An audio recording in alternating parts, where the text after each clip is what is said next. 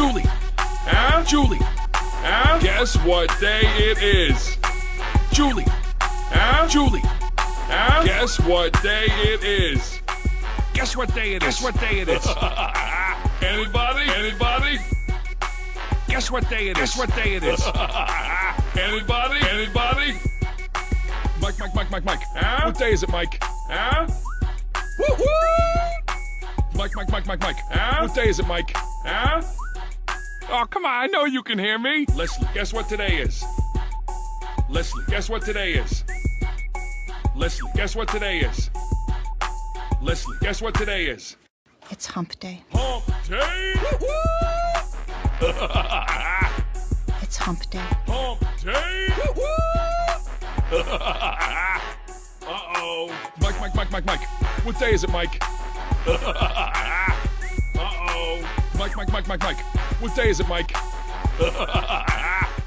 It's hump day. Hump day! It's hump day. Hump day!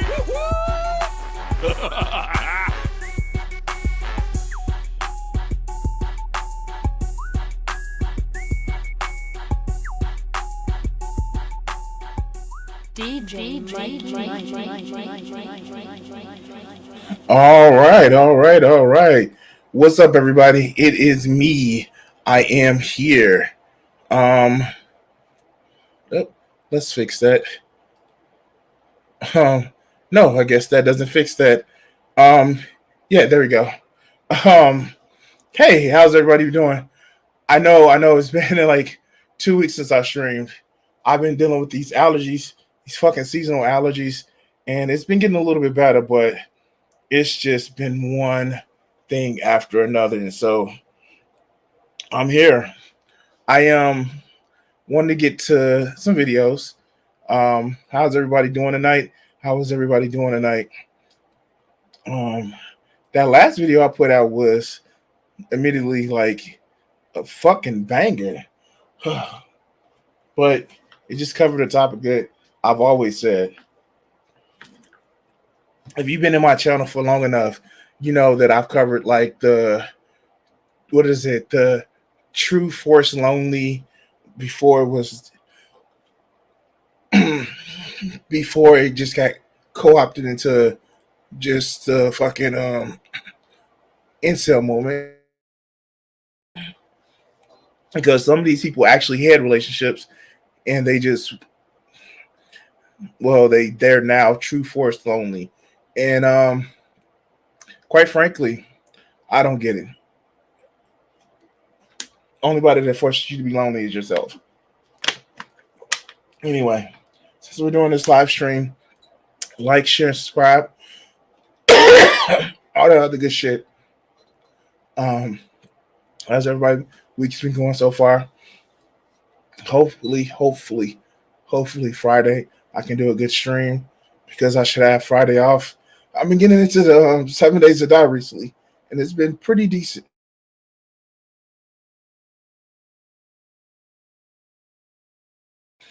And I'm just dealing with a lot of shit, man. I've been very efficient with the fucking mute button recently, just because working out the other good shit.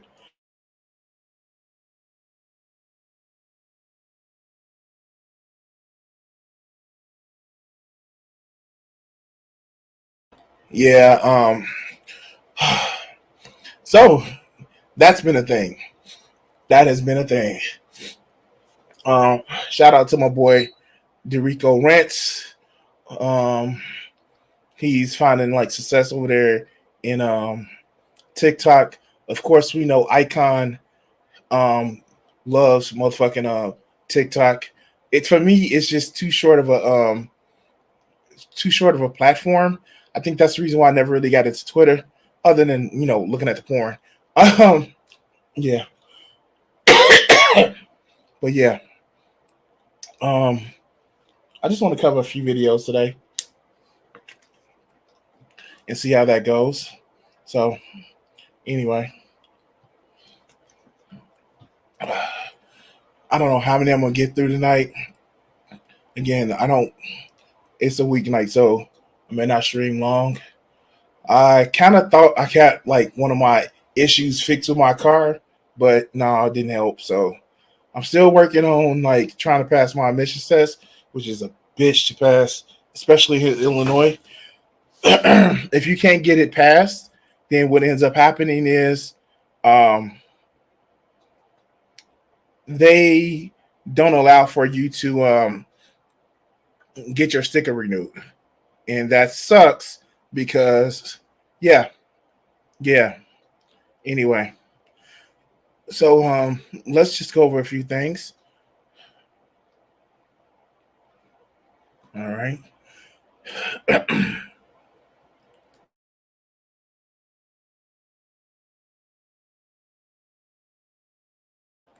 What's been funny is I've been having a few conversations with people, and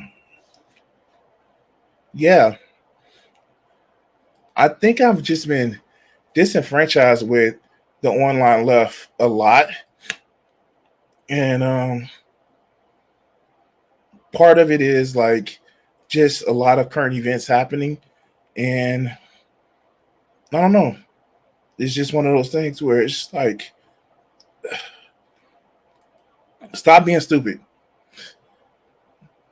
A lot of these, just like stop being stupid, and it doesn't seem like people on the online left know how to just stop being stupid.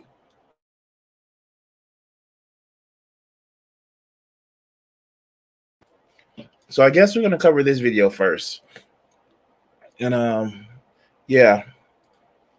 So let's see. Let's bring it up.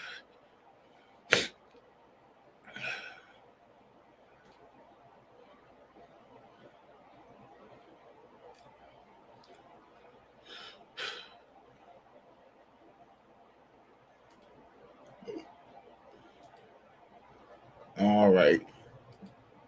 So I'm pretty sure you guys can actually see me.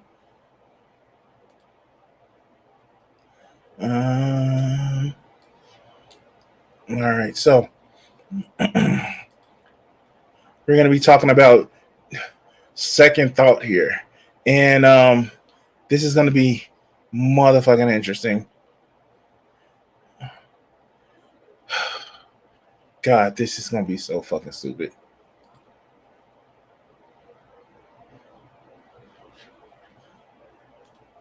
Let's go.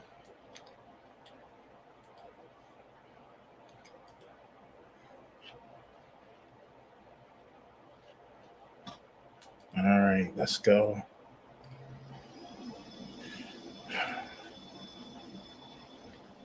So, just talking about this, I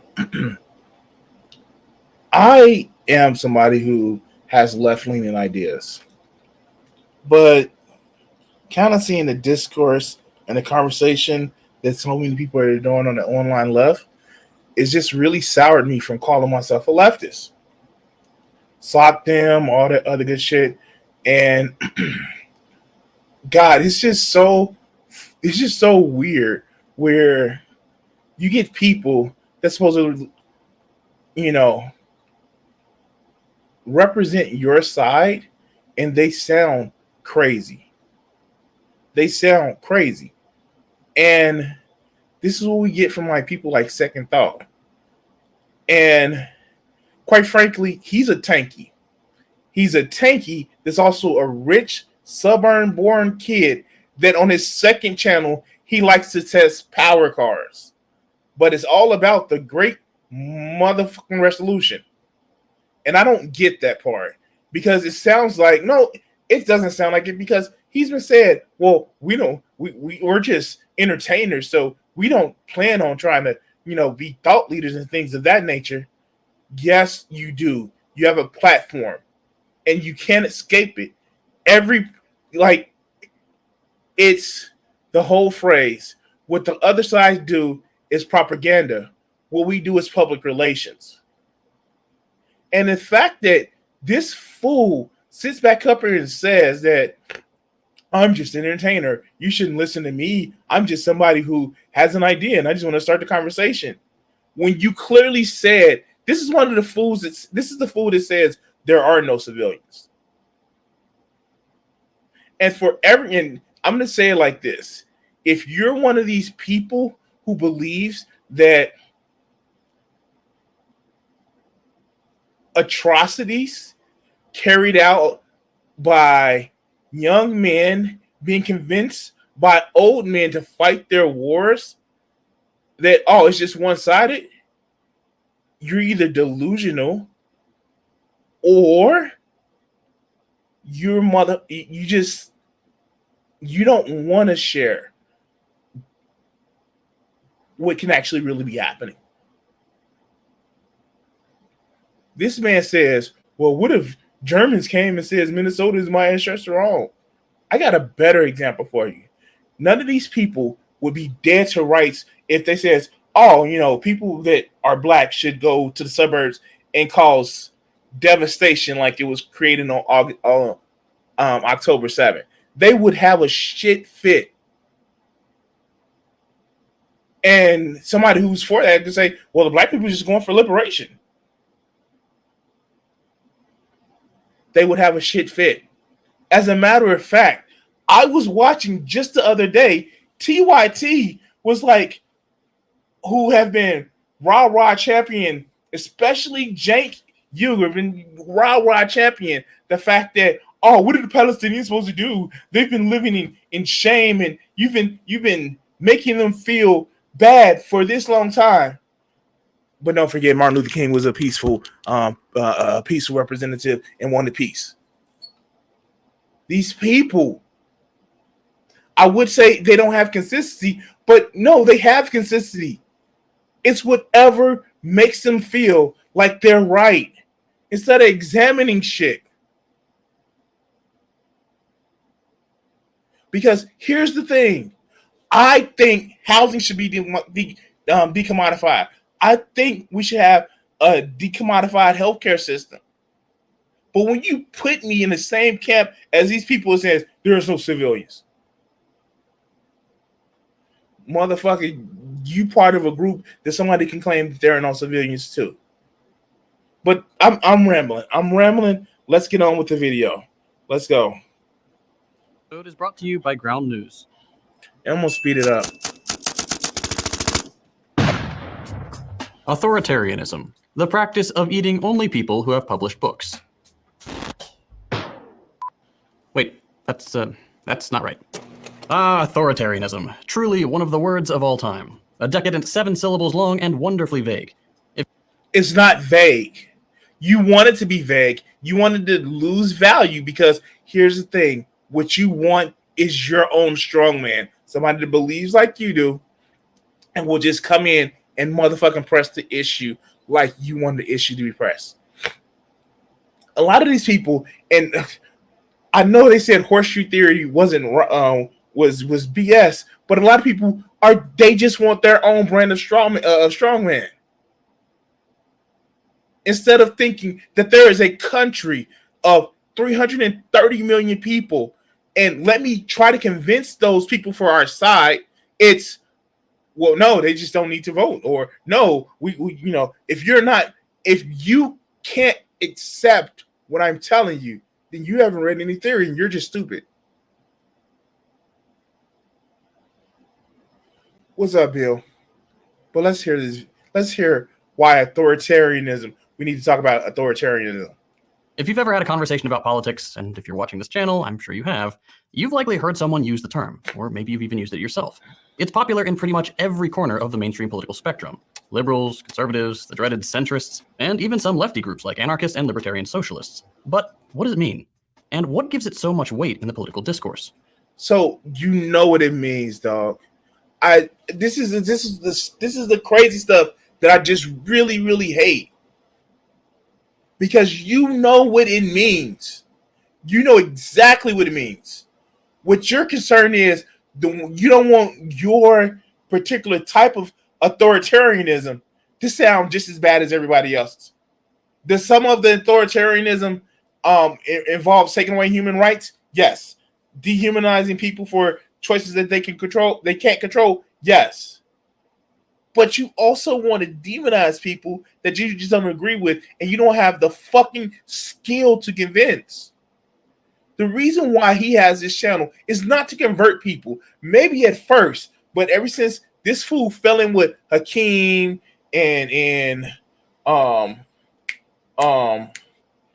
Yagopnik, it's just been the whole America bad. But let's continue. Well, that's what this video is about. We've got a pretty poor understanding of what authority is here in the West, but I bet we can fix that. Authoritarianism and authority is not the same thing. I understand English has a problem with defining one word for several different things. But authoritarianism, and you know this, is not the same as just listening to authority. Let's start with the generally accepted definition. Authoritarianism, favoring or enforcing strict obedience to authority, especially that of the government, at the expense of personal freedom. Okay, this is a pretty bad definition if we're being... How is that a bad definition? I know he's going to explain why it's bad, but how is that a bad definition? Is because you want to run a tanky government? It's because you want to run a tanky government.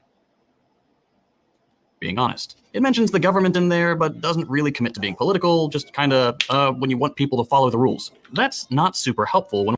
That's not what that's saying. And this is where the dishonesty of people like him comes in. It is not what they're saying. It is saying when you have strict obedience to authority, especially the government or the party, at the expense of personal freedom. This isn't all I want to go out and, hurt somebody. No, this is you're going to follow what we tell you to do. The real term of politically correct means that you may be correct, but it's not politically correct. So you're going to fall in line to what we tell you, and then you will be politically correct. But let's go. We're trying to nail down a heavily used term, and one that deals with some serious topics.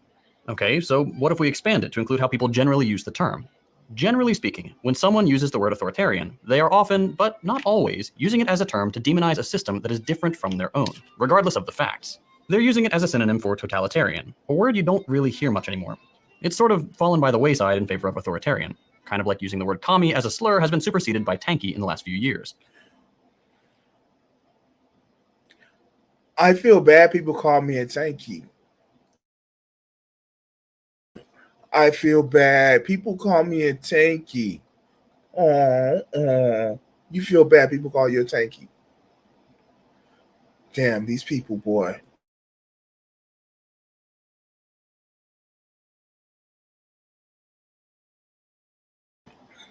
Yeah, no, because he's not a red fascist.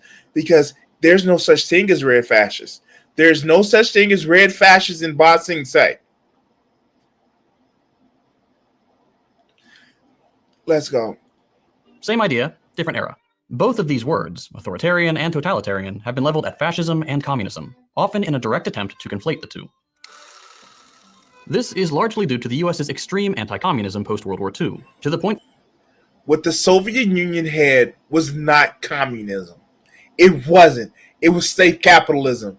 It was a totalitarian state where they told you what to do, where to work, and everything else. So if you want to actually say that no, it wasn't authoritarianism, you're going to have to own totalitarianism. Either way, both are bad according to you. You just equated the two words. But let's go.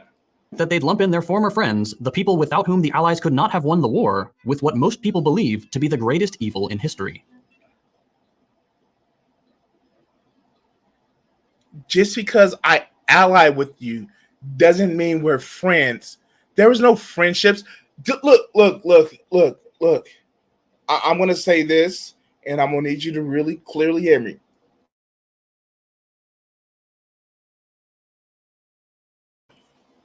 In foreign policy, there are no friends. There are no good guys. There are no bad guys. There are countries with interests. Yes, there are leaders who do evil shit, but there's no good guys. There are no bad guys. There are enemies and there are allies, not friends. I don't think these people with their myopic view of world politics need to be speaking on this. Because in the end, it's about, well, these are bad guys. These are good guys. They are countries with interests. And that interest is mostly power and security.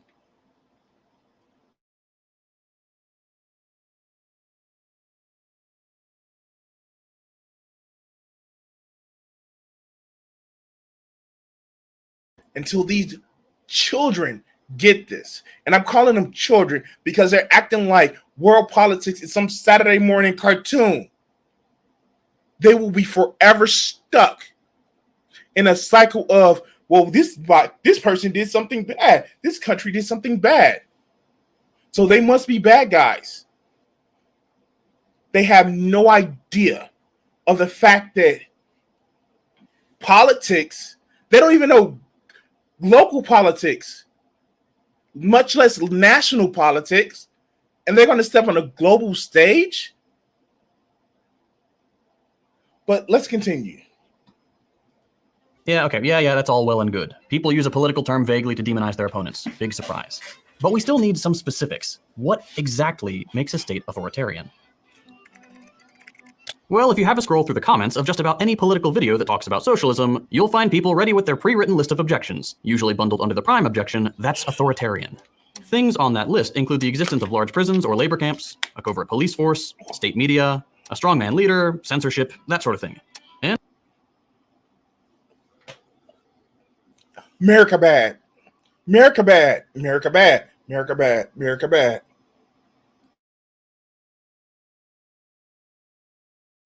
How do these people get up at night? I mean, in the morning, when they just think, "Oh, I live in America, but America bad." But I'm not bad because I'm a socialist, and everybody else in America bad.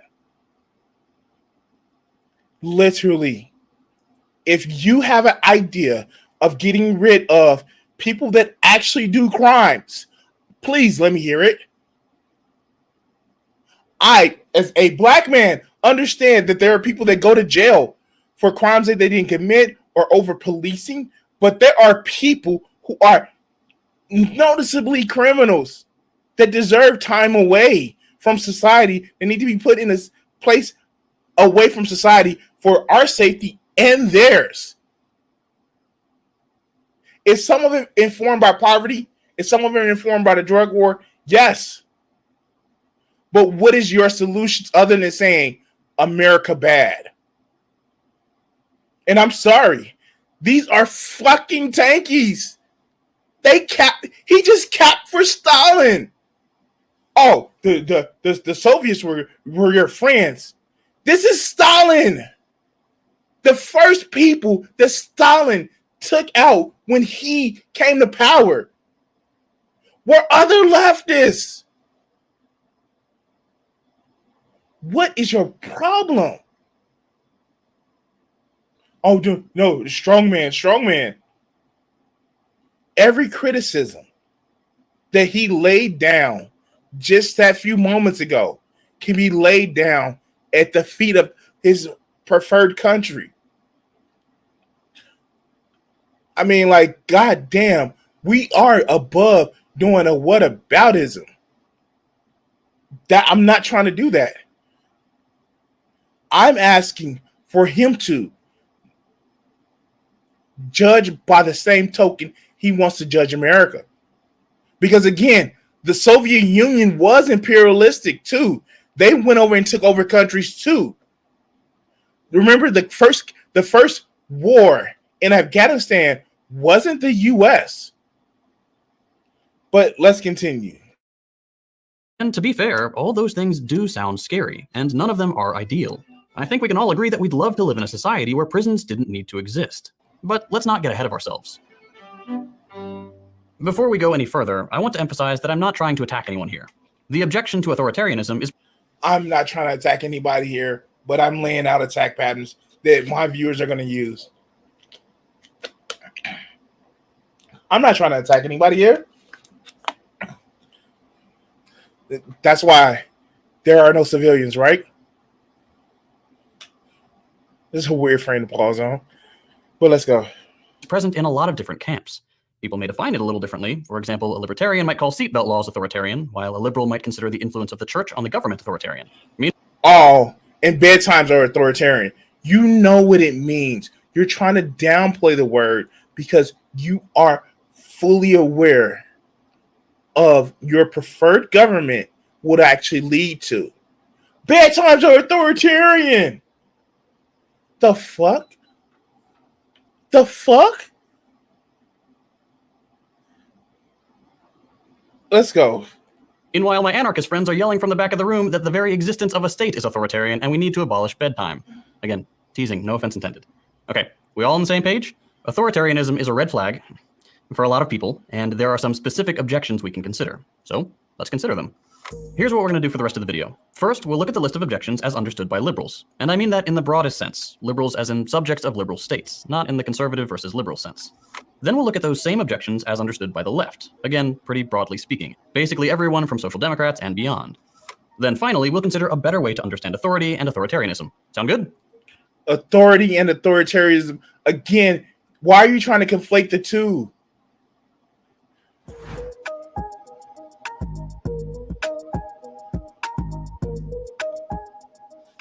All right, liberal friends. I've got a pretty good idea of the kinds of places you feel are authoritarian. Top of the list, Soviet Union, the big one. Perhaps the target of the most intense smear campaign in history. Then we've got Cuba. So you're saying they didn't do the shit that they said that they did? You're saying that they didn't do the shit that they said that they did?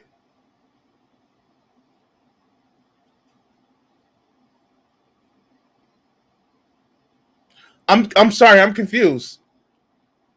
Did they not cause mass famine? I'm okay. Let's go. China, North Korea, and likely a handful of... This man said,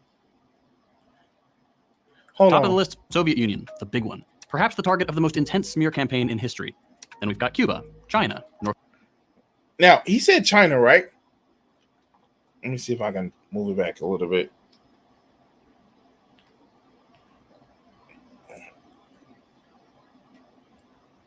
Campaign in history. Then we've got Cuba, China. There's literally proof that the government is going around and somebody said the wrong shit and the guy disappeared. Oh, you don't know, it's just free society in China. There's literal proof that when the Hong Kong riot started, they was like, no, we don't want to do this. And then the police came and crushed the resistance to what China was talking about. That's authoritarian, dog. I don't know what else you want to say about it. I'm sorry. That's authoritarian. They have a firewall around their internet to stop people from finding out about shit. The Great Tiananmen Square incident is permanently blocked.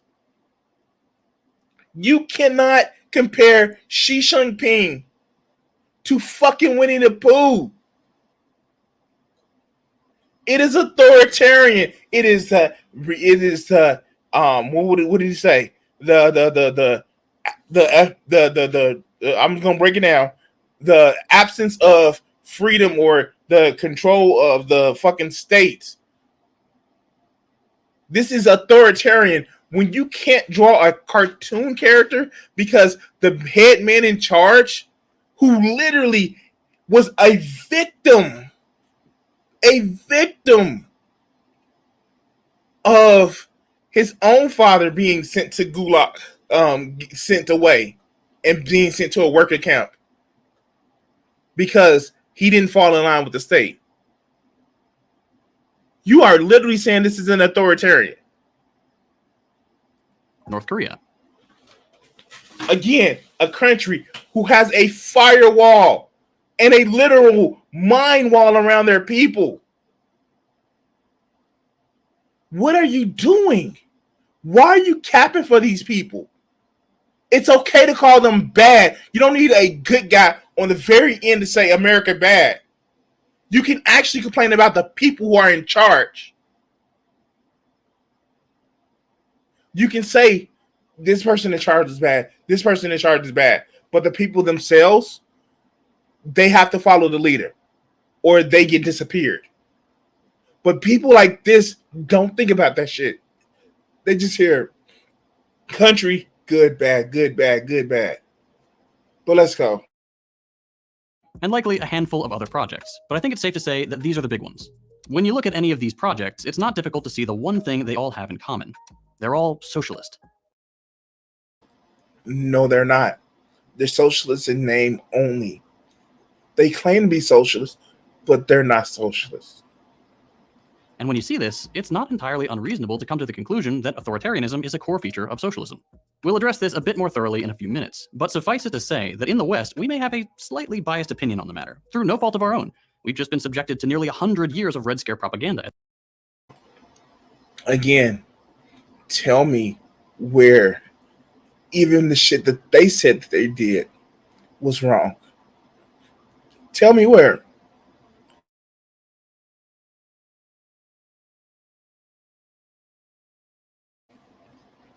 If you can tell me where they said that they did shit, that we just said that they did shit and they didn't do it, cool.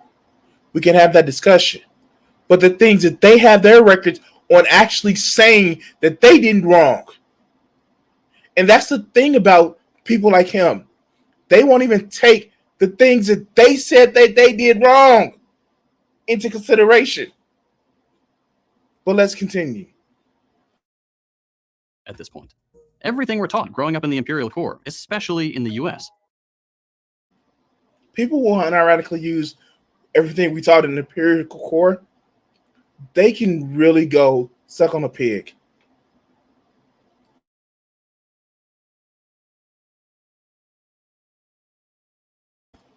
Because they're unironically still doing the America, the exceptional.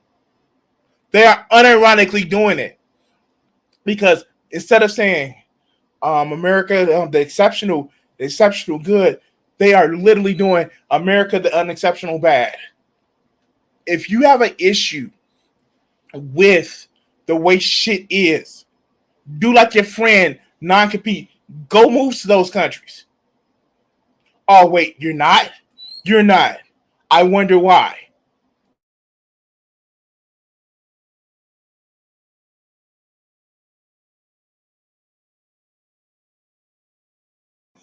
And even when he did move to I think he moved to what was it? Vietnam. He still moved to South Korea. So yeah, this shit is crazy.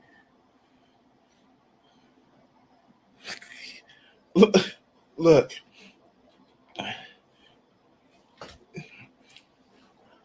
You know what? When they started lying about their position, that's it touched my soul. Non-existent as it is, it touched my soul. But let's go. Points us towards the conclusion that communism is evil and capitalism is righteous. But here's the part where I'm going to have to ask you to be willing to consider some unpleasant truths. And I don't say these things to engage in whataboutism or because I'm anti-American or something. Quite the contrary.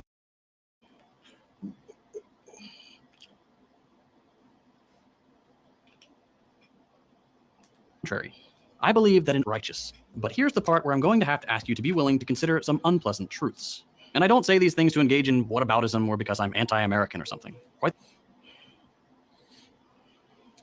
You're saying that it's not because you're anti-American. No, that's not the reason why you're saying it. You're not disputing that you're not anti-American. It's that that's not the reason why you're saying this. Okay, let's go. Quite the contrary. I believe that in order for any country to live up to the standards it sets for others, it needs to soberly reflect on the facts. And the facts indicate that everything we're taught about these awful authoritarian socialist countries, we are also guilty of, and often to a far greater degree. So he's just doing a whataboutism. That's it. He's just doing a whataboutism. Yeah, sure. Let's go. Let me elaborate. One thing that rarely gets the attention it deserves is how we talk about authoritarianism. And I mean that literally, like the very words we use. Take the DPRK. We never hear about the government of North Korea. We hear about the Kim regime. This is The reason why is because it is a monarchy. It's a monarchy. Let's call it what it is. It went from grandfather to father to son. It's a monarchy. Any type of dressing up that you're trying to fucking do, it's a monarchy. Am I wrong? Am I wrong? It's a monarchy. You telling me that it's not a monarchy? Okay, dog. Okay. No, but they hold votes. Yeah, and Putin got 99% of the vote, popular vote. It's a monarchy. This is common when Westerners talk about non-capitalist governments, or even capitalist ones that aren't vassal states of the US. So what do you call it when the US talks about England? They literally talk about the crown. Wow. This is just so fucking dishonest. This is completely dishonest. They have a regime, we and our allies have a government. The way we talk about different systems. No, bullshit. Because here's the thing. If that was true, literally, even our allies, Saudi Arabia, they talk about the royal family. They talk about, when they talk about China, they talk about the Chinese government. Your example is just fucked up because you want to use the worst classical example. I think they should call North Korea what it is. It is a monarchy. Stop the cap. Stop the bullshit. It is a monarchy. A constitutional monarchy, but it's a monarchy still the same. But let's go. Goes a long way towards coloring our perception of them. People criticize labor camps or secret police or any number of other scary authoritarian words. But here's the thing. We have those too. And if you look at the data, often to a far greater extent than any socialist project in history. We just don't call them by those names. We don't have secret police, we have plainclothes officers.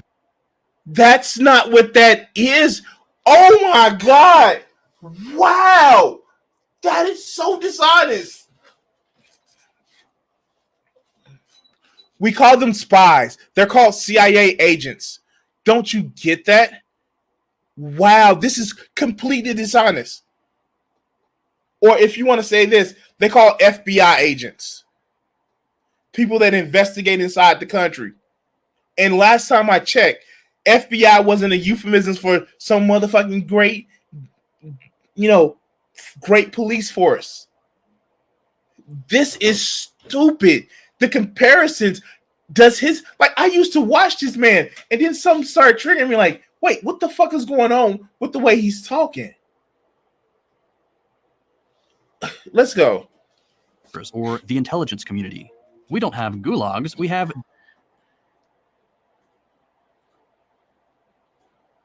detention centers, which they're not the same thing. Oh my God. No. If you are going to make this comparison, literally say we have prison work camps. Say that. Yes, the fuck we do. You giving some watered down version of something, and then you want to compare it to the worst version that you see with the Soviets or the motherfucking Chinese government type shit. You want to use the most watered down versions. We literally still have labor camps in this country. But you don't want to actually use that because you know how bad this shit is and you're using the most benign version of it so people can correlate one small benign version with the worst type. This is dishonesty. Oh my God, this is so dishonest. By the way, house far more inmates than the Soviet Union ever did. And that's literally, oh my God, that is a function of a growing population. Again, he won't say that shit. And I'm sorry, most of the people that went into Soviet labor camps and gulags, they weren't meant to make it out. But let's go. And of course, we don't have slave labor, we have penal labor. We put in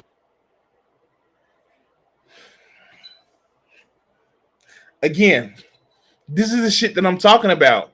This is literally whataboutism. The thing about penal labor, and I'm sorry, it just sucks that I'm about to defend this bullshit, is that in slave labor, you're somebody's property. Unless you're doing a life sentence, eventually you can get the fuck out. But in slave labor, just for the Christians in the back, if you were somebody's slave for life, that's a bad thing.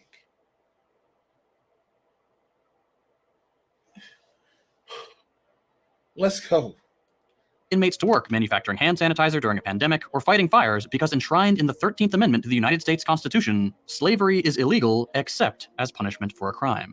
And a lot of the time, that crime is just being poor. A parking ticket you couldn't pay, getting caught with the same drug a rich person uses, but you don't have the money to buy yourself out of trouble. Or maybe being rich enough to do muscle cards and sports cards on your second channel while you claim, oh, it's my socialism. And fairness for everybody.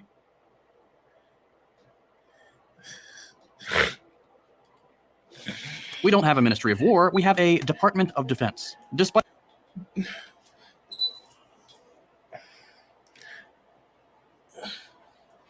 we had the Ministry of War, you dumbass. It became the Department of Defense.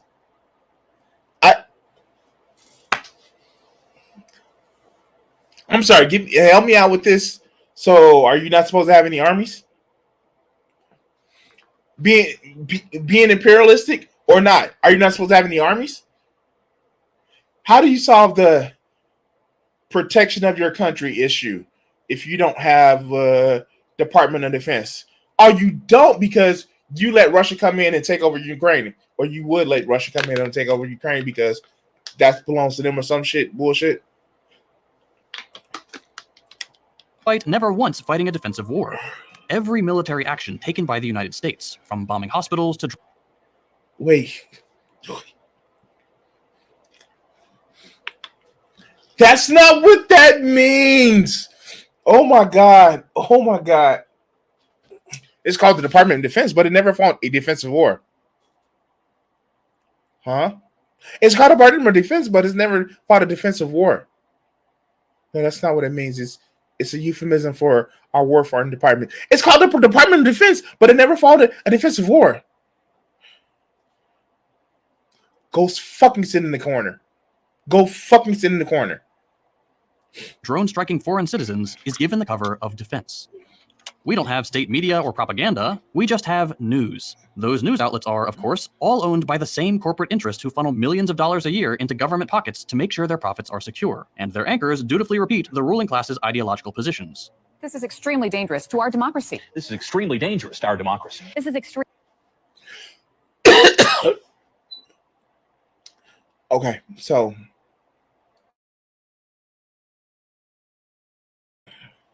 let me explain the difference between corporate media and state-run media. One, if you don't toe the line, you can get fired and go on something like Twitch or Twitter X or YouTube and still make money. They don't take away your freedom. In a corporate media thing, ask Don Lemon, ask Candace Owens, ask motherfucking Tucker Carlson. But in the state-run media, you go against the party line and, well, let's ask the people. Oh, wait, you can't. They've been disappeared. Extremely dangerous to our democracy. And this is extremely dangerous to our democracy. Their guys are dictators, ours are presidents. Their state has a regime. No, no, no, no, no.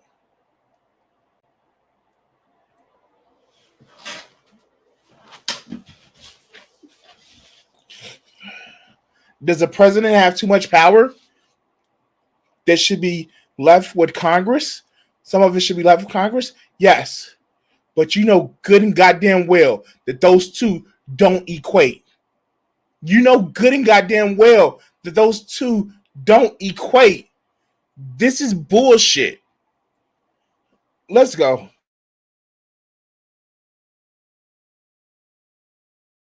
Ours has a government. We are free and happy. They're oppressed and miserable. Our nuclear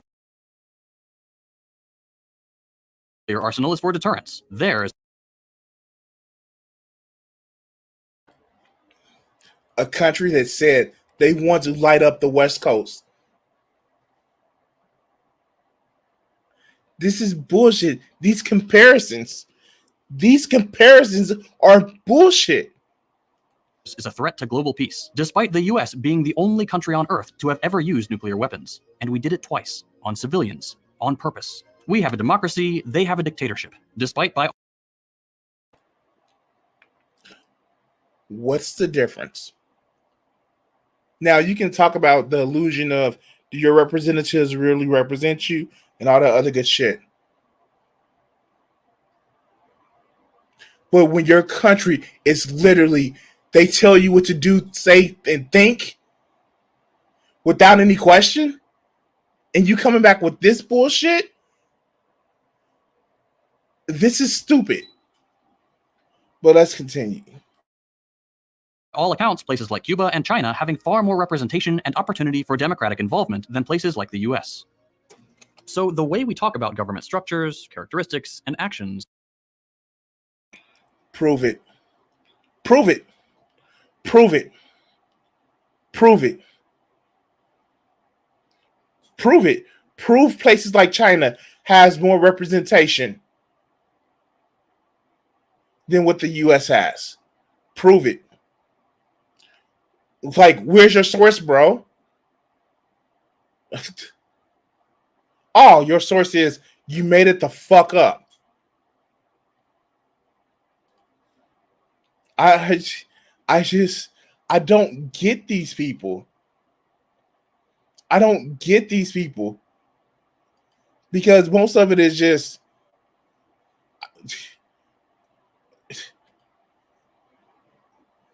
my source is that I made it the fuck up. That's all it is. That's all it is. Well, let's continue. Matters.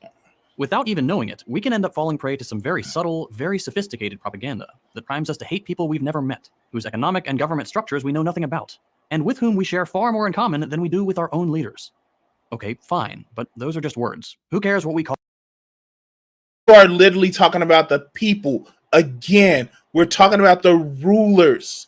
Again, why are you doing this? Why are you making such horrible conflations? I've said it on this channel. I've said it in real life. I have more in common with the people that's trying to come across the border for a safe life than the people that are in Springfield for me or Washington. Yes, we can say that. The problem isn't the people. But again, people like this who says there are no civilians can't understand bullshit like that. They think country bad. This is so unbelievably stupid because in the end,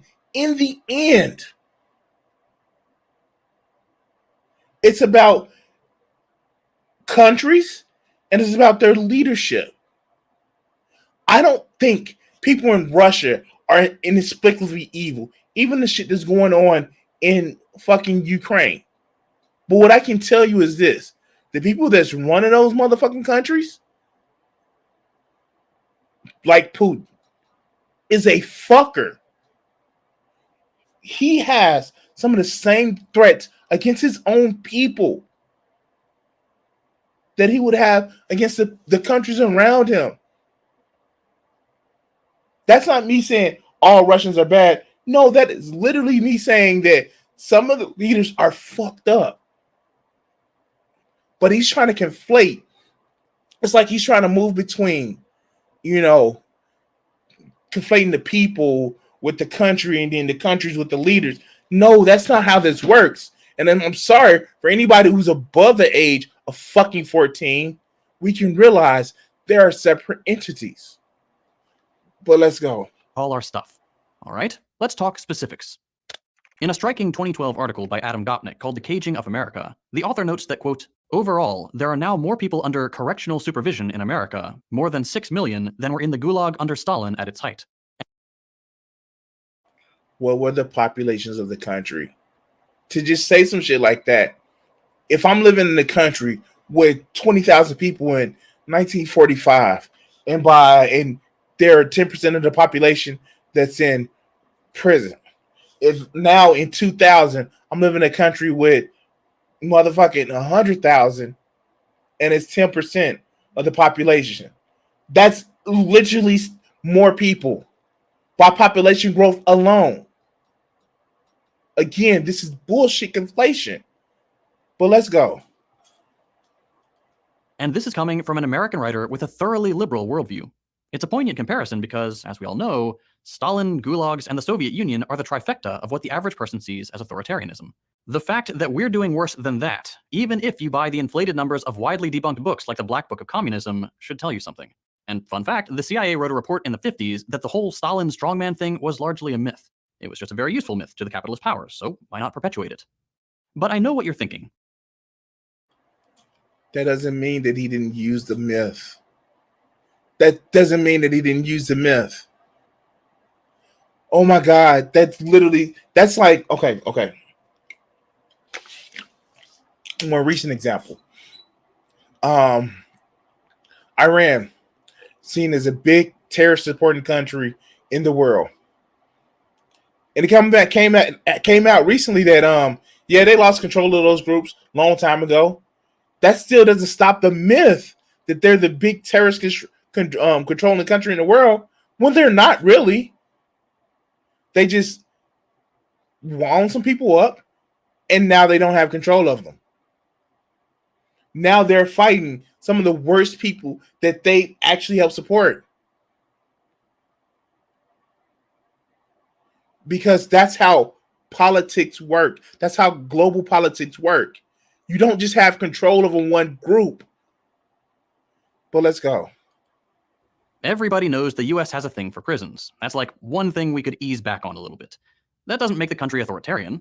Let's continue then. How about surveillance? It's pretty widely believed that this is some bullshit. I think I know where he's about to go. This is some high grade bullshit. Let's go. citizens of socialist states are the subject of extreme surveillance. But what if I told you that none of them hold a candle to the US? Don't believe me? Take a look at Section 702 of the Foreign Intelligence Surveillance Act. Thanks to this piece of legislation, every single person in the United States is the subject of incredibly intense scrutiny. We have a mass surveillance program that allows for the collection of phone conversations, text messages, emails, web searches, and social media messages. Everything you do is being monitored. But wait, it's called the Foreign Surveillance Act, so why are we in the crosshairs? Well, it started out as a way to keep tabs on communications between US citizens and foreign nationals deemed a threat of some kind. But over the last decade or so, the scope of the project has expanded dramatically.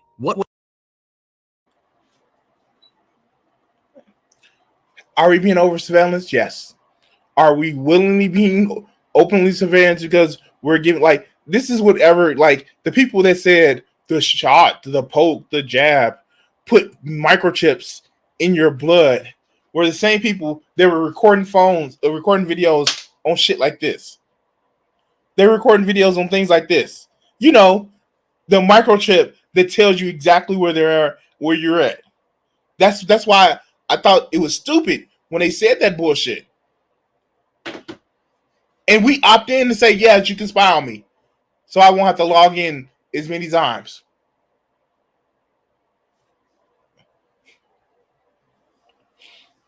Oh my God. This is just, I don't know. Let's go. Was once strictly a counterterrorism tool, which is already incredibly vague and dangerous, has now morphed into a domestic surveillance apparatus where the NSA provides this data to the CIA and the FBI, which they can use to open investigations into any person in the country without a warrant. But what if we want to give US intelligence agents... And it's been over time and time again.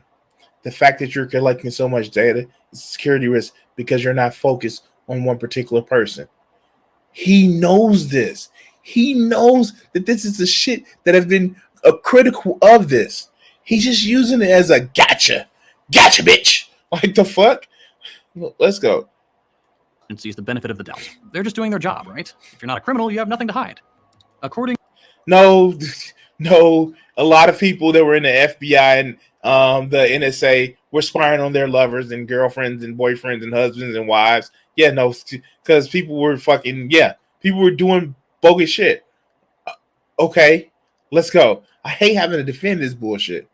to a 2022 report, the FBI and CIA conduct millions of these backdoor searches for no legitimate reason. They've pulled data on family members, journalists, political commentators, even government officials. For what reason? Who knows? They want dirt on a politician they don't like, so they read their Twitter. No, literally, they have said it. They want dirt on people that are close to them and said like, oh yeah, no, fuck, we did. I want to see if that bitch while I was gone was sucking dick. All right, let's go. Twitter DMs. They saw you in a coffee shop and thought you were cute and asked the barista for your name. That's all they need. Some random intelligence creep can plug in your name, phone number, or email address and have access to years of your personal communications, web activity, address, personal details, all of it. No authoritarian regime in history has ever wielded that kind of surveillance power. China does. They literally do. And like, don't get me wrong. This isn't a whataboutism. This is no shit. I wonder where the cell phone towers were back in 1942 or 1946. This level of communication is new, you dumb fuck, and you know this. Oh, the Soviet Union didn't do it. When did the Soviet Union fall? 92. When did we get most of this shit technology at the explosion that did it? 96. But they could have time traveled and went into the future and no shit. Oh my god, this is all right. Like, this shit is crazy. Let's go. Okay, dystopian prison population, largest surveillance apparatus in history. That all sounds pretty bad. But at least we have the freedom to criticize the America government. bad. The secret police aren't going to come drag us away. Well, I've got some bad news for you there, too. U.S. police are the most vicious and unaccountable in the world by far. There are plenty of videos online of police arresting journalists, brutalizing peaceful protesters, even laughing about killing innocent people. I have a whole video on the subject, actually. But here's the gist of it. According to ongoing reporting, U.S. police kill over 1,000 American citizens per year. 1,000 people. And I can hear the objection already. Yeah, well, some of those people were probably criminals. Police are not meant to be judge, jury, and executioner. They're meant to arrest people if they have to, and then hand them over to the judge, jury, and we really should talk about the executioner part.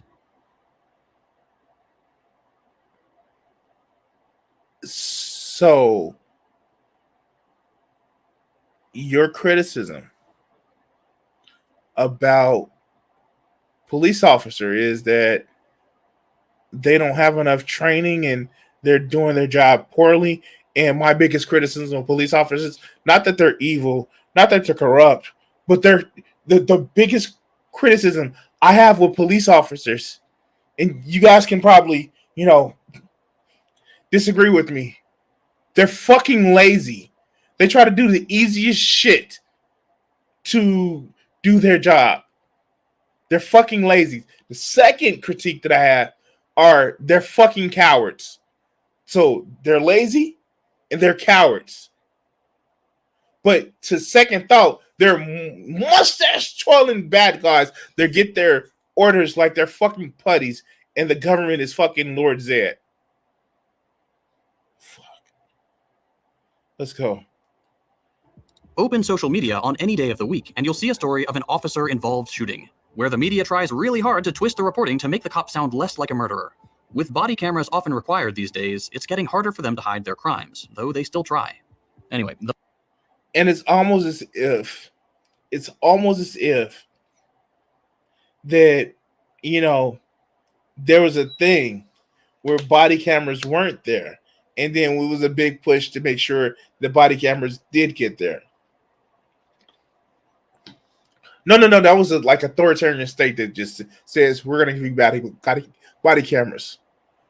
Fuck. The bottom line is this. If we look at any other country on Earth, let's say China, the hot-button supposed authoritarian hellhole of the day, and we compare police violence stats, the US is far worse. In the US, in 2022, police killed 1,201 people. In China, that number is 0. Oh, wait, nope, I read that wrong. 0 people killed by police since 2019, a year when 2 people were killed. 2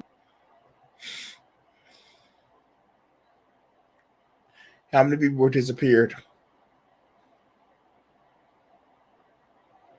people in 5 years, in a country with a population 4 times greater than the United States. Since 2019, US police have killed nearly 5,000 American citizens. So, we have a more dystopian prison situation, we're the most spied on people on Earth, and our police murder 3 people on average every single day. If that's America bad. America bad. Let me translate that for you. America bad. Did you know America bad? not authoritarian, I don't know what is. And this isn't to run defense for the excesses of past and present socialist projects. In fact, socialists are among the loudest and most well-read critics of these experiments. The Program Guys and I have a podcast episode specifically dedicated to the topic, and we plan to do more in the future. The point of all... And then it came out October 7th that he said there are no civilians that happen to be on October 7th. Yeah, I trust you guys a lot. This is that if we're going to rightly level criticism at some states, we need to make sure to apply that standard universally. And that means starting at home rather than simply passing judgment on countries halfway around the world or that have long since passed. Wow, I didn't know. Clean up your room first and then you can actually talk about somebody else. Fucking Jordan Peterson. There we go. There we go. Okay, that's the liberal part taken care of. Now it's time to have a little chat with my friends on the Western left. The right does a very good job at presenting a unified front. The capitalist class and the forces... I love how you said the Western left. Tell me the difference between the Western left and other leftists. Tell me the difference. Please tell me the difference. Okay. You're not. Go ahead. Let's go. ...of reaction are incredibly powerful in the imperial core. The left is already on the back foot, and we have been for many, many years. This is why it's frankly absurd how much infighting goes on among the left. Social Democrats sniping at tankies for being authoritarian doesn't do the movement any good. Wow. He's not going to explain why they snipe at tankies for being authoritarian. He's going to say, y'all shouldn't do it because when we get power, we're going to fucking destroy you like every other time a tanky has gotten power and went after the Social Democrats first. But let's go. Funnily enough, the label authoritarian is only ever applied to successful socialist projects. The ones that failed were somehow more pure. But wait, what was successful? What was successful? Please explain to me what countries are successful socialist projects, not just in name only. Okay. the moment a new system takes steps to ensure the security of their people and their new project, they're labeled authoritarian. I think part of this is that there's a lack of understanding among Western self-professed leftists regarding what it actually takes to change the status quo across an entire country. Every revolution, including bourgeois revolutions like the American one, are authoritarian by default. Those in power will never give up. When you fight for what you believe in, it's authoritarian.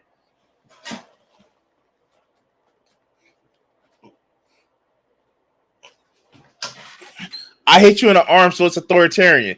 Listen to how fucking watered down that he's trying to make this fucking word, all to cover up the fact that he's a tanky. This is bullshit, man. This is total bullshit. I swear to God, this is bullshit. Because you know what he's trying to do. He's trying to water down this shit. Again, he hasn't given any successful socialist projects. He hasn't. Give us a successful socialist project that's not just name only. All right, let's go. Up their power without a struggle. They're not going to let you vote out the very system that benefits them. To understand the nature of revolution a little better, let's go back. What is it? The most ardent revolutionary becomes a staunch conservative the day after? The fuck you say? Dude, literally, he is cosplaying revolution, and to hear people like him telling, "No, I didn't want revolution. No, I don't want a revolution. We need to get socialism, and we need revolution, but I didn't really say we need revolution." The fuck out of here! Back to the man himself. No, the other one. His sugar daddy. There we go. Friedrich Engels. This large beard wrote a brilliant little piece called On Authority. It's like a page long. None of you have any excuse not to read it. It's linked below. But here's the part that I think is most applicable to this video. Have these gentlemen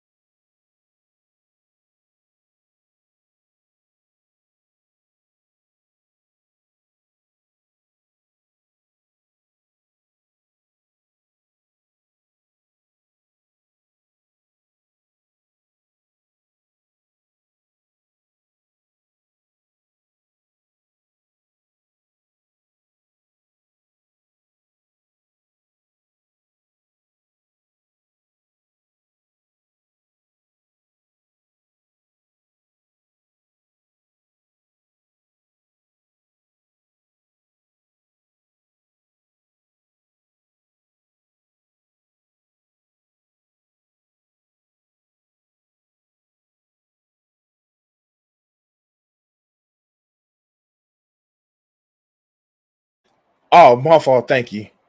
Let's start again. A number of socialists have latterly launched a regular crusade against what they call the principles of authority. It suffices to tell them that this or that act of authoritarianism for it to be condemned. This summary mode of procedure is being abused to such an extent that it has become necessary to look into the matter somewhat more closely. On authority in the sense of which the word is used here means the imposition of the will upon goddamn, this even says it. This is literally explaining why authoritarianism and authority are two different things. Authority in the sense of which the word is used here means the imposition of the will of another upon ours. On the other hand, authority presupposes subordination.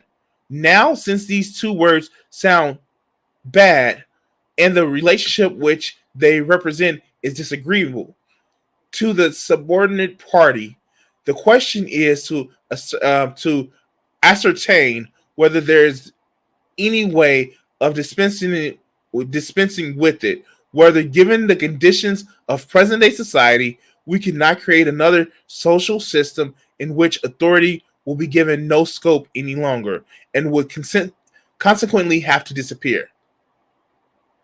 So what this second paragraph is actually saying is, yeah, there's going to be some authority. Is it good? Is it bad? Let's look into it. On examining the economic, industrial, and agricultural conditions from which the bias of present-day bourgeoisie society, we find that they tend more and more to replace isolated action by combined actions of individuals. Modern industry, with its big factories and mills, where hundreds of workers supervise complicated machines driven by steam, has superseded the small workshops of separate producers.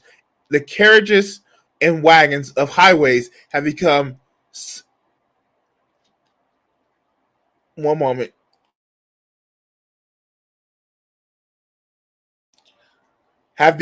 substituted by railway trains, just as the small schooners and selling, I guess we're going to say, fleshushas have been by steamboats.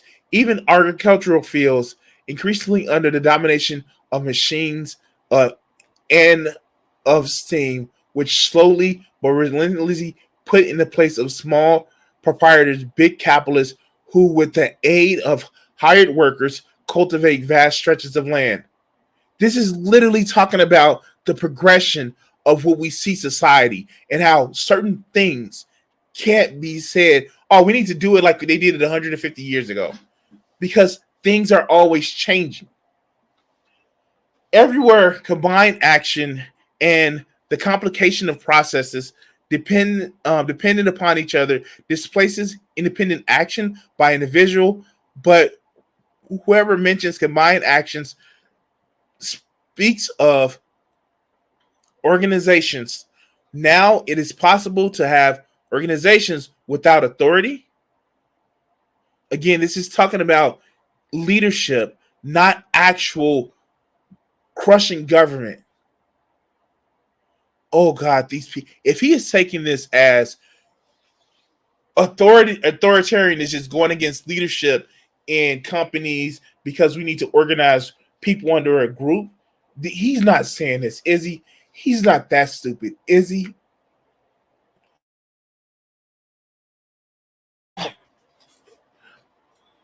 Supposing the social revolutions dethrone the capitalists, who now exercise their authority over the production and circulation of wealth.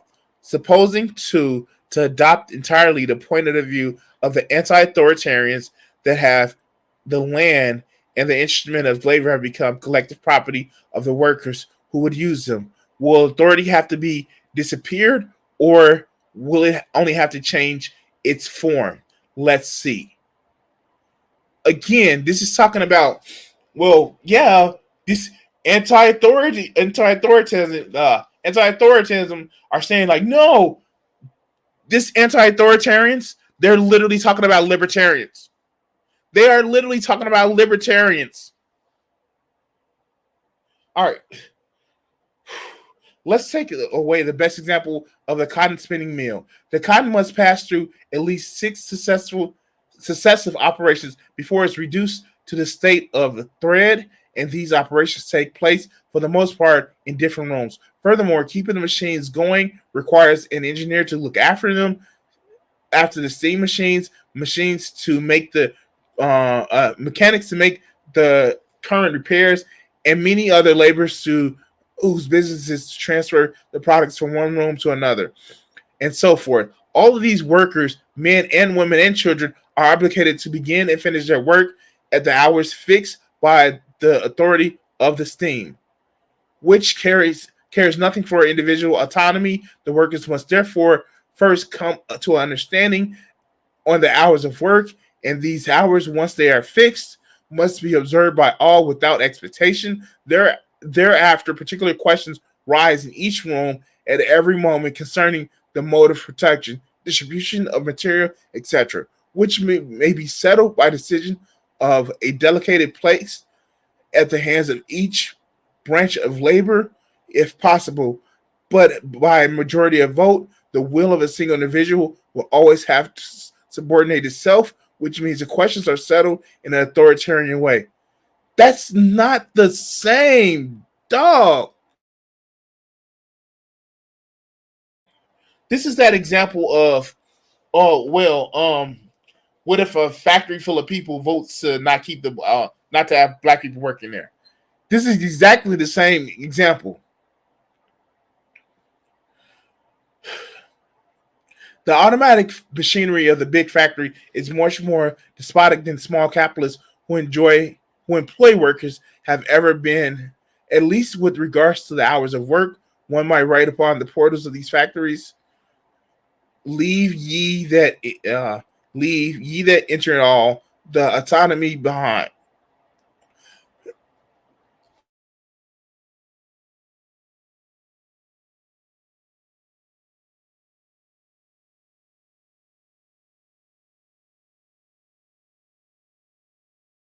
We're almost finished with this, guys. We're almost finished with this.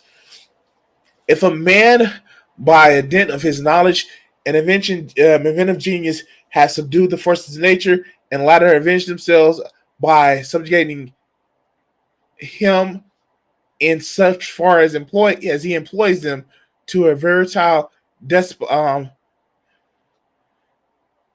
despotism, independent of all social organization, wanting to abolish authority in large-scale industry is tantamount to wanting to abolish in the industry itself, to destroy the power loom in order to return to the spending level.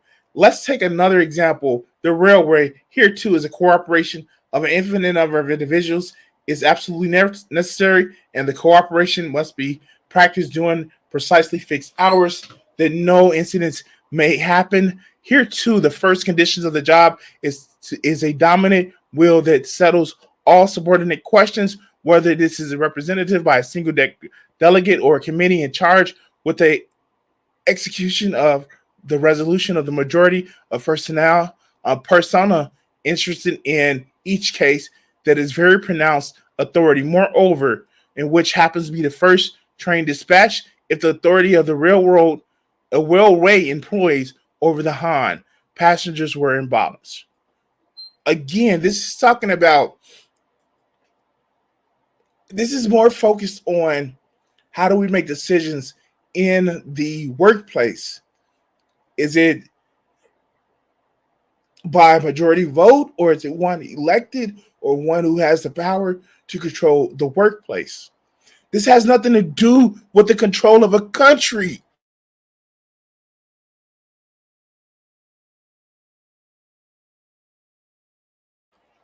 Nor does it have to do with how a country is ran.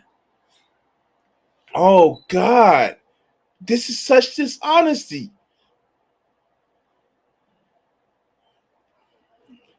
Okay, so let's skip down. Because, again, this is still talking about how things are actually ran.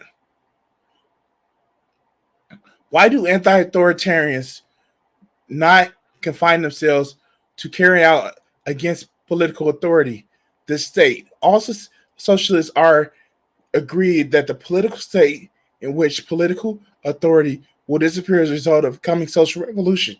That is, the public functions will lose their political character and will be transformed into a simple administrative functions of watching over the true interests of society. That's bullshit, because we know that there are people that need to just follow orders. Not because they just are told to follow orders. No, there are some people that are comfortable with not thinking for themselves and just following orders. People like this, and I get it, he's an adult. And this is written, what was it? 152 years ago. But there are people that need to just follow orders because that's how they think. And just to say, oh, if we give people freedom, they're going to be able to think for themselves and it's not going to be any problems and socialism will just expand. This is fucking unbelievable. But let's continue. Will be transformed into single administration functions. I read that part already. But the anti-authoritarians deemed that the political state can be abolished with one stroke, even before the social conditions gave birth to have it being destroyed. They demand that the first act of a social revolution shall be the abolishment of authority. Have these gentlemen ever seen a revolution? A revolution is certainly the most authoritative thing there is. And the act, whereas part of a population imposes its will upon the other part by means of rifles, bayonets, cannons, authoritarian means, if such there be at all, if it's the victorious party does not want to have fought in vain, it must be maintained by the rules and means of the terror which its arms aspire in reactionists. Would the Paris Commune have lasted a single day if it had made use of its authority of the armed people against the bourgeoisie? Should we not, on contrary, reproach for them not having used it freely enough?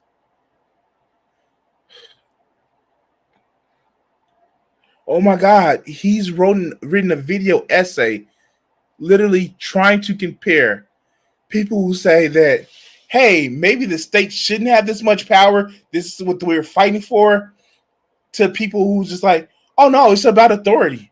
That's not what oh my God. This is the problem with the English language. Yes, I get it.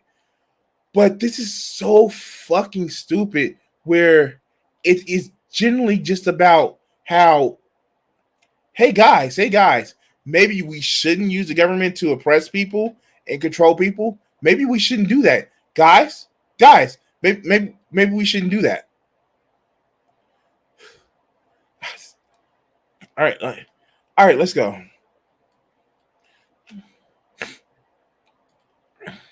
Ever seen a revolution? A revolution is certainly the most authoritarian thing there is. It is the act whereby one part of the population imposes its will upon the other part by means of rifles, bayonets, and cannon. Authoritarian means, if such there be at all. And if the victorious party does not want to have fought in vain, it must maintain this rule by means of the terror which its arms inspire in the reactionists. Would the Paris Commune have lasted a single day if it had not made use of this authority of the armed people against the bourgeois? Should we not, on the contrary, reproach it for not having used it freely enough? Therefore, either one of two things. Either the anti-authoritarians don't know what they're talking about, in which case they are creating nothing but confusion, or they do know, and in that case they are betraying the movement of the proletariat. This is literally this most avid revolutionary becomes the most hardened conservative the next fucking day. This is literally that. Oh my God, this is literally that. Okay, fuck. Let's go. In either case, they serve the reaction. While it might not feel good to be called out from beyond the grave, it's so important that we understand what Engels was talking about here, because it's still true today. If a mass of people decide they're done with the current oppressive system, rise up, build something new, and then fail to protect the gains they've made, their project will be destroyed. We've seen it. I'm good, EXO. Thank you. Many times throughout history. The reactionary elements in society won't go away, and people with wealth and power before the revolution will still have that wealth, and will have likely fled somewhere like the US where they can agitate for military or CIA intervention.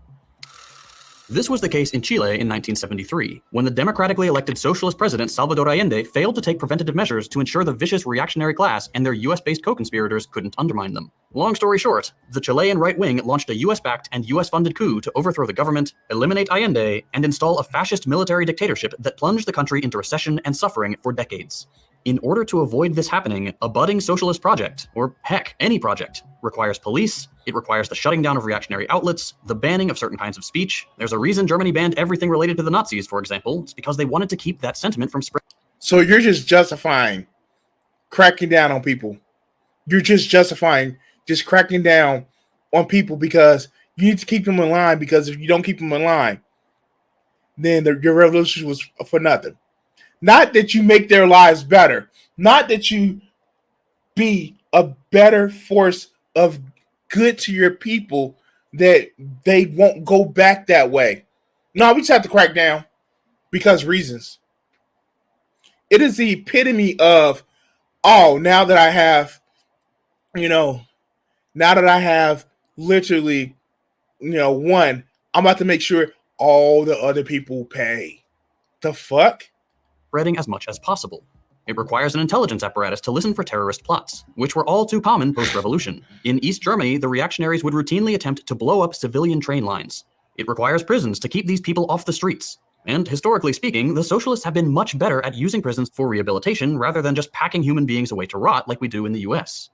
These things may not be morally correct, but like it or not, they are necessary. I love how he just blew over the whole, we need secret police, even though when the US do is bad. We need prisons, even though when the U.S. does is bad. We need, state-controlled media to limit people's freedom. Everything, that authoritarian definition that he did back at the beginning of the video actually said authoritarianism, deference, or enforcing strict obedience to authority, especially that of the government, at the expense of personal freedom. Like, for real. For real, he is literally making apologetic for this shit. That's why he said the definition was bad, because he fit it so well. For rehabilitation rather than just packing human beings away to rot like we do in the US. These things may not be morally correct, but like it or not, they are necessary. And that's something that every system has agreed on. I would love nothing more than to see an alternative work, but it never has. Maybe one day I'll be proven wrong. That would be amazing. So wait. Wasn't he just saying that we shouldn't believe the U.S. propaganda that's been fed to us about these countries? And when I brought up the fact that this is the shit that they said they do, now he's saying, yeah, they did the shit, but it's okay because socialism? The fuck? Damn it. But to the people who believe it is possible, you need to ask yourself how it's going to happen.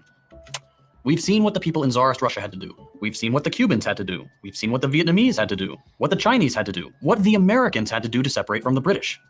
Your anti-authoritarianism, while I genuinely believe it comes from a good place, is handing an easy victory to the capitalist regime. You first. If you think that it is great, stop being an entertainer, stop being an informant. You first. You go live your life as a revolutionary in America. All the jokes that these people like to do about the Hicks that like to cosplay as oh, they're going to take over America and all that other good bullshit. You first. Motherfucker, you can't take off your uniform. I wear my uniform. You want this fucking revolution. You want shit to be so bad that people rise up against the capitalist system. You want this revolution. But you're not willing to do shit for it because you sitting your rich ass doing a second channel about power and sports cars. And you just sit back and say, well, I'm an entertainer. I'm just lapsadaisical. Just give me, no, you first. Fuck.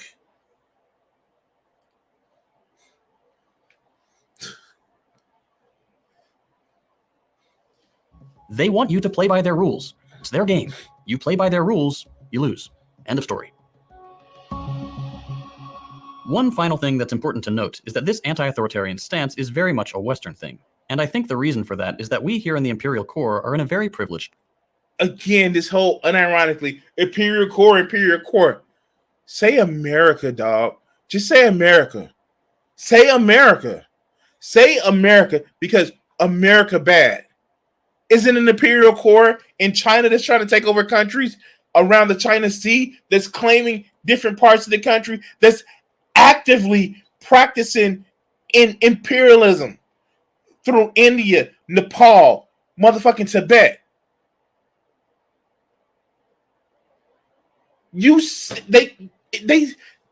Oh God,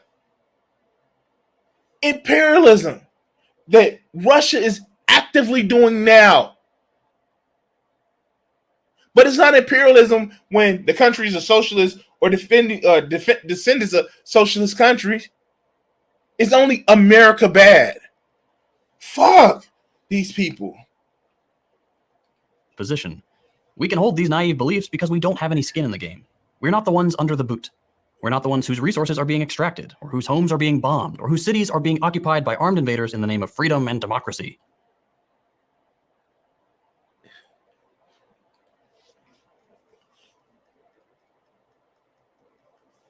Said as somebody who's literally doing a second channel about power in sports cars.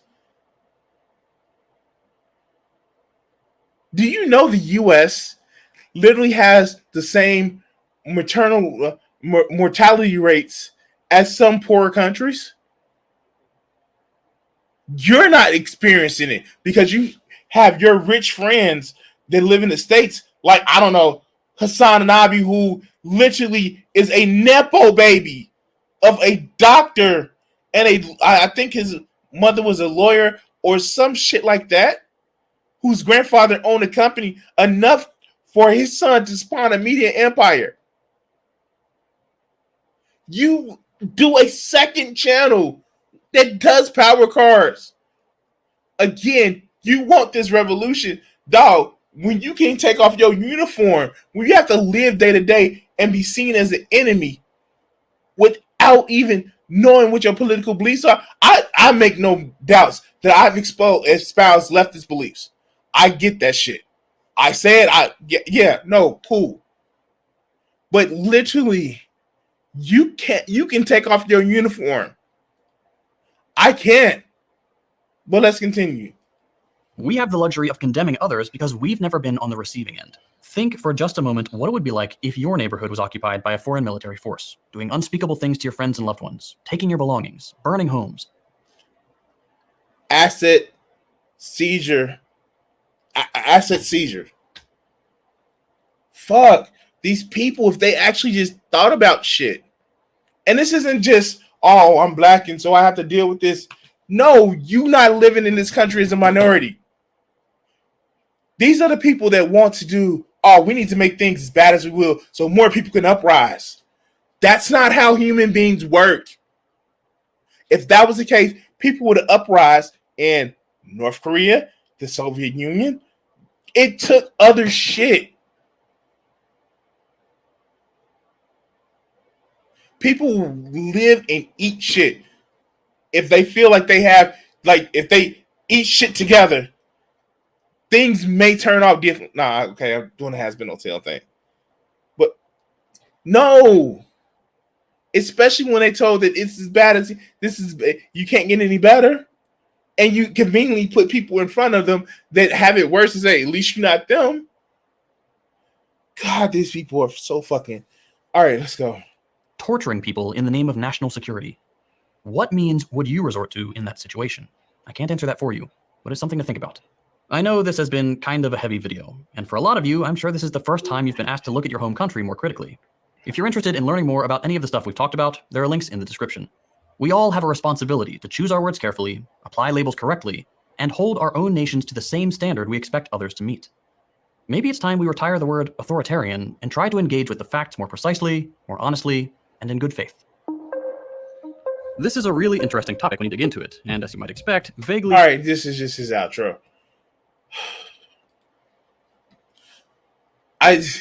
This shit is fucking crazy, man. When you think about these people and what they actually believe and what they actually want to actually say is that they just want to say America bad. And I get it. If you want to say America bad, cool, say that. But don't act as if that, oh no, it's for real. America bad. You just literally just want to say that. But it's cool. It is fine. You want to have your America bad moment? Hey, that's fine. Just don't come at me and act as if shit came down the fan, you gonna really stand up to your motherfucking, you're gonna really stand up to on your principles and be like, oh yeah, no, we're gonna really stand up and we're gonna fight. And no, not when your claim to fucking fame is literally to say that I'm just an entertainer. I'm just an entertainer. I don't know what else to say. Anyway, thank you guys for watching this video. It's a little bit longer than what I thought, but I think I'm gonna do more second thought videos and just kind of like go into it. And yeah, we're gonna have those conversations. We're gonna definitely have those conversations. Anyway, yeah. Oh, anyway. My voice is starting to get like a little bit raw, so I'm gonna call it a night, guys. Thank you guys for watching. It's been fun tonight. Definitely, like I said, I just been dealing with these allergies, and it's just been a thing lately. But like, share, and subscribe, and all the other good shit. Thank you guys for watching, and yeah, we're gonna do this outro as soon as it finishes loading. Hold on.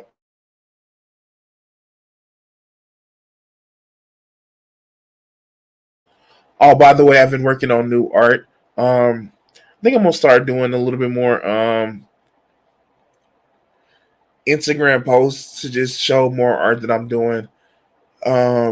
But yeah, I got some new prints back, which was actually pretty fun. A lot of people actually liked them.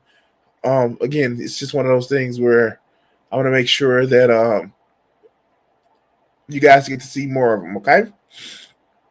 Anyway, it looks as if, yeah, it looks as if it's almost done. So catch you guys later. I'm gonna try to stream Friday. Maybe some 7 days left.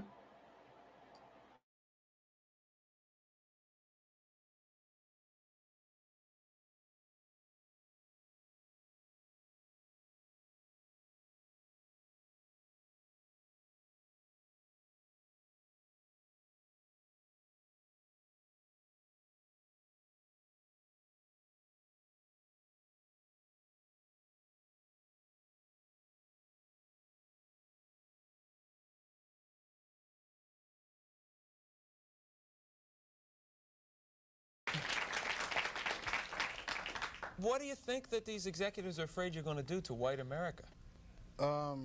Probably stop some racism. Stop racism? Yeah. I'm probably afraid of that, because then people don't hate each other, then people start talking to each other, and then they start talking to each other, they find out who's the problem. Which is? Greedy people. Greedy people. I have a couple things I want to ask you there. Do you really think that some of the guys that you dealt with at NBC, no names, right? Because there's lawsuits for that too, that some of these guys really want to promote racism actively, or is it a subconscious? I just think it's part of capitalism, is to promote racism, you know, right? In order to make things work. If you feel better because you're white and you can get a job, you use that. I mean, you know, I would. Absolutely. Say, I'm sorry, Jack, but shit, they say I'm white. I'm going to use this. Right. Absolutely. Get this job. I'm hungry, you know. But and that separates people. So they keep people separated, and that keeps them from thinking about the real problem. That's as simple as I see it.